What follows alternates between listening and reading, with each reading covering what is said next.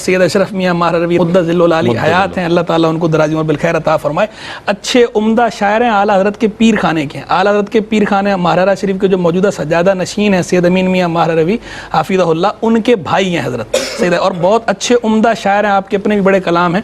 تو انہوں نے کتاب اعلیٰ حضرت کے لکھا، بڑا ہی عمدہ کتاب. وہ کہتے ہیں منار قصر رضا تو بلند کافی ہے، تم اس کے پہلے ہی زینے پہ چڑھ کے دکھلا دو. فتاوی رضویہ تو ایک کرامت ہے، ذرا ہدایت بخششی پڑھ کے دکھلا دو. کیا اچھی بات ہے. حضرت نے تو خیر یہ فرمایا تھا کہ تم اس کے ایک ہی زینے پہ چڑھ کے دکھلا دو، لیکن میں اس میں تصرف کر کے پہلے ہی زینے پڑھتا ہوں، مجھے اس میں ذرا حسن زیادہ محسوس ہوتا ہے، اور حقیقت بھی ہے، کوئی یہ غلو بھی نہیں ہے کہ تم اس کے پہلے ہی زینے پہ چڑھ کے دکھلا دو.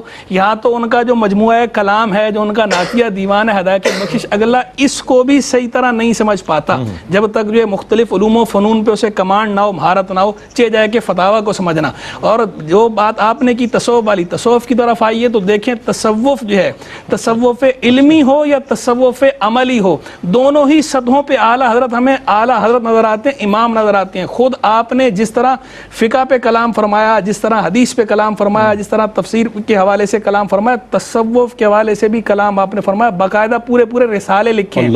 آپ کا رسالہ مبارکہ مقال عرفا باعزاز شرع علماء، آپ کا رسالہ ہے نکاح و سلافہ فی احکام البیع والخلاف بیعت والخلافہ، پھر آپ کا رسالہ ہے کشف اسرار و حقائق و دقائق، یہ رسالہ بھی تصوف کے بارے میں. اور یہ تو 3 رسالے تو الگ سے ہیں ہی صحیح. اس کے علاوہ جو مختلف آپ کی کتابوں میں، آپ کے رسائل میں، آپ کے فتاوی میں تصوف کے حوالے سے جو گفتگو ہے دونوں سطحوں پر، تصوف نظریاتی نظری کی، تصوف علمی کی، اور تصوف عملی کی، دونوں سطحوں پر عمدہ گفتگو نظر آتی ہے. اور آپ وہاں بھی ہمیں جس طرح فقہ میں آپ ہمیں بے بدل فقی نظر آتے ہیں، جہاں تعارض ہوتا ہے وہاں کہیں تطبیق دے رہے ہوتے ہیں، کہیں ترجیح دے رہے ہوتے ہیں. تو ہی تصوف کے حوالے سے بھی جب اسرار تصوف کی بات آتی ہے، مسائل تصوف کی بات آتی ہے، تو کہیں آپ ہمیں مختلف آراء کے مابین تطبیق دیتے نظر آتے ہیں اور کہیں ترجیح دیتے نظر آتے ہیں. تو یہاں بھی آپ کی فنی عظمت تصوف کے حوالے سے بھی ظاہر ہوتی ہے، اور عملی طور پر بھی آپ بے بدل صوفی تھے. بلکہ آپ کے زمانے کے بعض صوفیاء آپ کو قطب وقت کہا کرتے تھے، یعنی کسی خود صاحب دل کا، کسی صوفی کا آپ کو قطب وقت کہنا، حالانکہ آپ پہ غلبہ جو ہے وہ علم کا ہے ظاہری طور پر. اور عام طور پر جو صوفیاء صافیہ ہوتے ہیں وہ ہر طرح کے ہوتے ہیں. ایک وہ ہوتے ہیں کہ جن کی علمی اور تصوف کے حوالے سے دونوں خدمات ہوتی ہیں. کچھ وہ ہوتے ہیں کہ جن پر تصوف کا غلبہ ہوتا ہے، علمی خدمات ان کی زیادہ نہیں ہوتی، ان کا ڈائمنشن نہیں ہوتا، ان کا ڈومین نہیں ہوتا، تو وہ ذرا اہل علم کو کم لفٹ کراتے ہیں. لیکن صوفی صافی ہونے کے باوجود اعلیٰ حضرت رحمہ اللہ کو وہ قطب وقت کہہ کے تعبیر کرتے تھے. تو اس سے پتہ چلتا ہے کہ اور خود آپ نے باقاعدہ سلوک کے منازل طے کیے ہیں.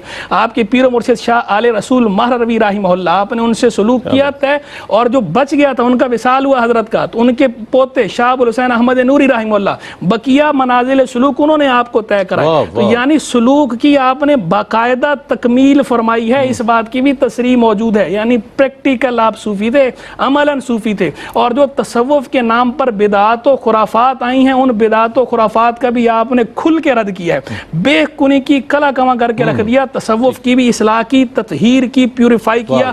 جو صوفیاء کا جو سلف کا تصوف تھا اس تصوف کو اجاگر کیا. اس کے اوپر جو دبیز پردے پڑ گئے تھے بعض ناخلفوں کے، ان دبیز پردوں کو چاک کر کے اس کا اصل حسن جو ہے وہ آپ نے سامنے لے آیا. اور شاہ رسول ماہر روی کا آخری جملہ جو اس پہ بات ختم کروں گا کہ شاہ آپ کے پیر و مرشد ہیں، انہوں نے یہ کہا کہ اللہ بروز قیامت اگر مجھ سے پوچھے گا کہ آل رسول کیا لائے ہو میرے لیے، تو میں یہ عرض کروں گا کہ اللہ احمد رضا کو لایا ہوں. اعلیٰ حضرت کے تصوف اور روحانیت میں مقام کا اندازہ یہاں سے لگائیں کہ ان کے پیر و مرشد ان کے لیے کہہ رہے ہیں کہ رب کے حضور اسے پیش کروں گا اپنے سرمایہ کے طور پر کہ میں اسے اللہ تیرے حضور. تو اعلیٰ حضرت یہاں بھی اعلیٰ حضرت ہے، اعلیٰ حضرت یہاں پر بھی، یعنی بطور مرید بھی اعلیٰ حضرت ہے آپ. اور آپ نے اپنے پیر خانے کو بھی منتخب فرمایا تو سادات کرام کو آپ کی جو مہر تھی، جو سٹیمپ آپ لگاتے تھے فتووں پہ، اس مہر میں آپ یہ مصرع لکھتے تھے شیخ سعدی کا، منو دست و دامان آل رسول. سبحان اللہ سبحان اللہ.